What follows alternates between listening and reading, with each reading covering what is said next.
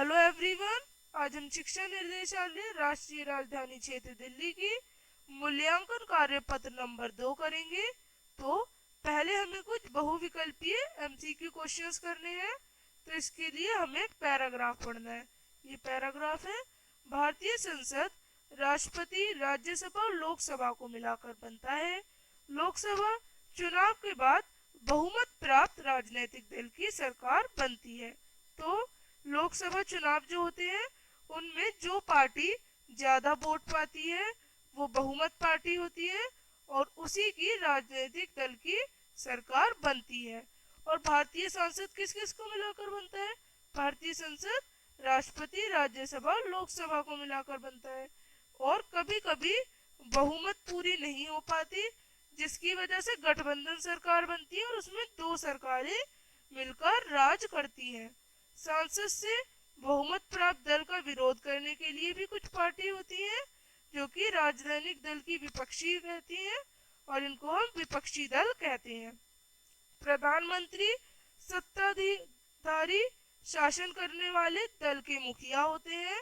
प्रधानमंत्री अन्य मंत्रियों को भी नियुक्त करते हैं, जैसे स्वास्थ्य मंत्री, शिक्षा मंत्री और वित्त मंत्री, जो कि अपना अपना अलग अलग कार्य का काम संभालते हैं। तो पहला प्रश्न, भारतीय संसद इनको मिलाकर बनता है। किसको मिलाकर बनता है?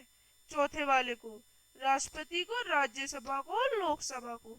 अब संसद में बहुमत प्राप्त नहीं होने वाले पर कौन सी सरकार बनती है? दो सरकार एक साथ नियुक्त होकर सरकार बनाती है, तो इसको हम क्या कहते हैं? गठबंधन सरकार। अब तीसरा, प्रधानमंत्री इनकी नियुक्ति करता है। किनकी नियुक्ति करते हैं प्रधानमंत्री? सभी की करते हैं, स्वास्थ्य मंत्री की भी, शिक्षा मंत्री की भी और वित्त मंत्री की भी। अब संसद में बहुमत प्राप्त दल का विरोध करने वाले राजनीतिक दल को क्या कहते हैं? विपक्षी दल कहते हैं। सिंपल है। अब पांचवा, सरकार में सत्ताधारी दल का मुखिया कौन है? प्रधानमंत्री है। अब छठा प्रश्न देखते हैं, ये हमारे लिखित प्रश्न है। अब प्रागैतिहासिक काल को जानने में कौन से मध्यम स्रोत सहायक है? तो ये जो होता है ये काल होता है हमारा आदि मानव समय का।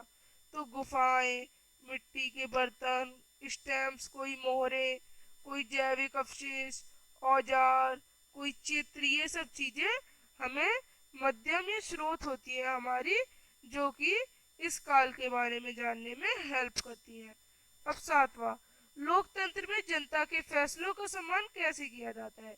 लोकतंत्र में निर्णय बहुत चर्चा के बाद लिया जाता है। लोकतंत्र में निर्णय लोगों के हित और मांगों का ध्यान रख के लिया जाता है।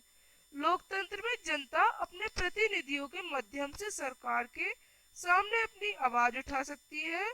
और चौथा, लोकतंत्र में कोई भी निर्णय संविधान के ढांचे के भीतर ही लिया जाता है। तो ये 4 पॉइंट हम लिखेंगे कि जनता के फैसलों का सम्मान कैसे किया जाता है इस प्रश्न में। अब राष्ट्रवाद की भावना के प्रसार में किसकी मुख्य भूमिका थी? गांधी जी ने भारत में राष्ट्रवाद के उदय में मुख्य भूमिका निभाई। उन्होंने सत्याग्रह का विचार किया। गांधी जी ने भारतीय लोगों को ब्रिटिश सरकार के खिलाफ सत्याग्रह का उपयोग करने के लिए प्रशिक्षित किया और असहयोग आंदोलन, सविनय अवज्ञा आंदोलन और भारत छोड़ो जैसे आंदोलनों में का आयोजन किया और ऐसे ही कई और आयोजन किए गए। तो गांधी जी की बहुत ही अहम भूमिका रही। अब नौवां प्रश्न, 17वीं शताब्दी में यूरोपीय भारत में व्यापारी से राजनीतिक शक्ति कैसे बन गए? वर्णन कीजिए। यहाँ पे हम इसे 3 पॉइंट में डिस्क्राइब करेंगे। हमें ये याद रखना है कि हिस्ट्री ज्यादातर हम पॉइंट्स में ही लिखे। तो पहला पॉइंट, यूरोपीय कंपनियों के बीच अपने व्यापारिक हितों के लिए संघर्ष हुआ जिसमें अंग्रेज विजेता के रूप में उभरे। दूसरा पॉइंट, अपने व्यापार की सुरक्षा और लाभ सुनिश्चित करने के लिए और भारतीयों के बीच एकता की कमी के कारण ईस्ट इंडिया कंपनी ने भारत में अपने प्रभाव का विस्तार किया और अपनी सरकार बनाई।